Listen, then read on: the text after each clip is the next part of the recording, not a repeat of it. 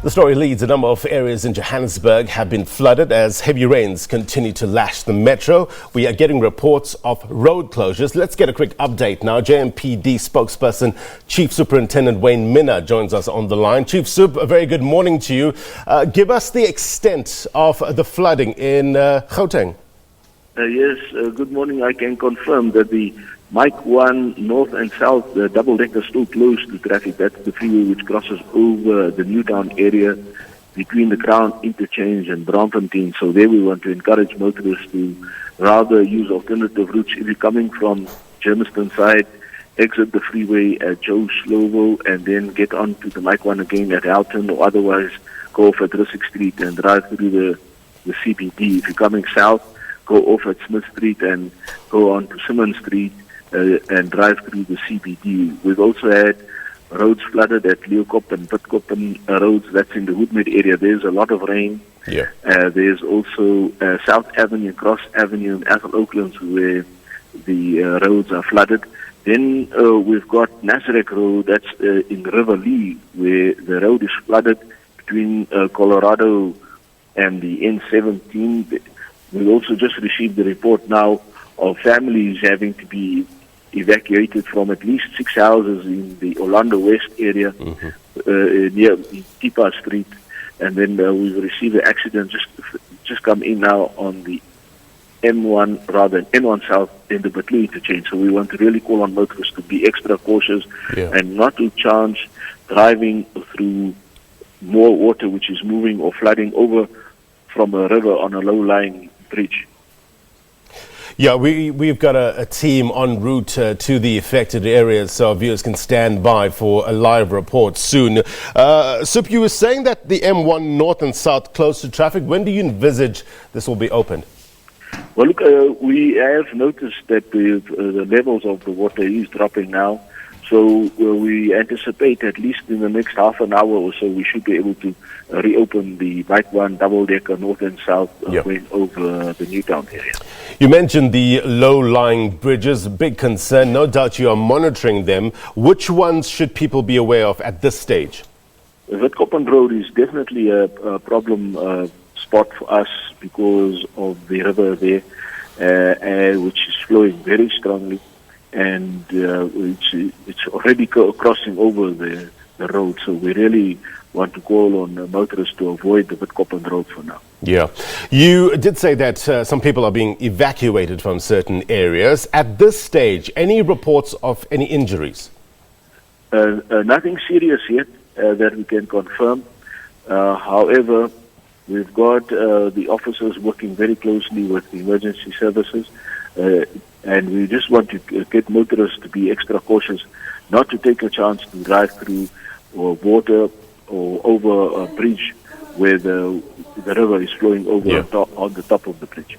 Well, this is the thing. Now, aquaplaning is a real concern when you have weather conditions like this. It's when the layer of water builds between the wheels of the vehicle and the road surface. What's your advice to those who are in that situation? How should they handle it? Well, look, the best is really not to accelerate at all at that point. The worst that one can do is to apply one's brakes because then there's a possibility of losing control on the wet road. So not to accelerate, not to apply brakes, just for the vehicle to lose momentum naturally until you can reach an area where there's no water. All right, sound advice. Appreciate your time.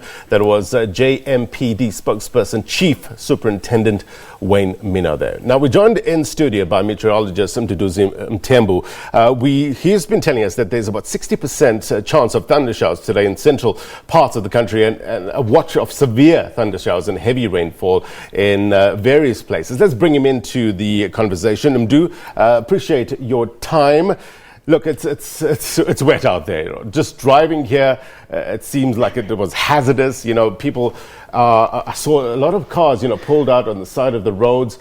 Talk to us about the current weather conditions. Well, what we saw was actually persistent rainfall for the rest of the night. That's what caused the water to be this much, because there was storms that developed last night, but then they persisted for the entire night. So this means that because of the time that they were active, it means heavy downpours. And these storms actually developed over the Northwest Province and then moved towards the southern parts of the Gauteng Province and then exited towards the Free State and KZN. In fact, areas that received most of this rainfall are areas outside of this province. Right. The reason why it flooded in the Gauteng Province is because of the concrete surfaces. So when it rains, the water does not penetrate into the soil, but it gets stuck on the roads, and then that's what causes the flooding. And another thing that also causes flooding in urban areas is because of the inadequate water storm drainage systems. Yes, that can compound the situation. Give us the sense of the vulnerable areas in Gauteng and other parts. Okay, from the readings that we had in the Gauteng Province, the most area that received rainfall was in Kempton Park. It received about 36 mils, and the reason why it flooded, even though it's just 36, is because it's been raining for quite some time. So the soil is already already saturated with water. So whatever amount of rain that is received in the province might result in flooding. So areas that are most vulnerable to flooding are obviously places that are built, like settlements that are built in floodplains, such as the ones in Alex. But mostly the rainfall that we saw overnight was the rainfall that was in the southern parts of the Gauteng Province. But that also means that places that are built in floodplains in the southern parts of the Gauteng Province and places that are also having low-lying bridges are the most vulnerable. Yeah, definitely. I mean, you heard from Wayne Minnaar as well. He was talking about certain people being evacuated at Orlando West. Many people will be watching and asking, Mdu, when is this going to end? Well, we are headed towards the end of the stormy season of the northeastern provinces of the country, but towards the end of the rainy season, that's where we get most of the rainfall, such as the one that we saw last night. So as you can see here, the reason for this is because there is an influx of moisture from the tropical regions, such as Botswana. Then all this moisture moves towards the central parts of the country in a band of cloud. As you can see over the Northwest Province, these whitish things here is actually a band of clouds that is containing the storms and all the heavy rainfall. So they develop over Botswana, move to the northwest, affect the southern parts of the Gauteng Province and over the Free State, and then exit towards the eastern coastal areas of the country. And there is actually a watch that is in place for today for heavy rainfall that may lead to localized flooding in the Free State and the northern parts of the Eastern Cape Province. The rainfall is much needed in the Eastern Cape because they have been experiencing severe droughts. But the other issue is that because it hasn't rained there for quite some time, so the soil is quite compact. So whatever amount of rain there, it will create puddles and then end up flooding. So people in these areas might actually be more on the lookout than we are today, because most of the system now has moved towards the central and eastern parts of the country, meaning these areas are mostly going to be affected, and the Eastern Cape Province.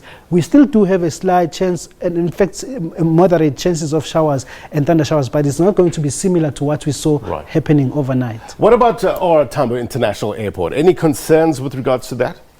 Yes, there actually is concerns. Firstly, in terms of aviation, because obviously if it's storming, then you cannot land or take off, because of the severe weather that is associated with storms. Secondly, the people on the ground as well, the people working outside at the airport, if it's storming, they are prone to being hit by lightning, or taxiing becomes difficult when you have landed because of the water there is. And overnight we received about 36 millimeters of rainfall only at the OR Tambo International Airport. Yes, 36. All right. But it is still ongoing, meaning by end of today it will be even more rain that will be recorded there. Mdu, appreciate your expertise and the update. Appreciate it. Thank you very much indeed. All right, I want to take our viewers now to OR Tambo International Airport.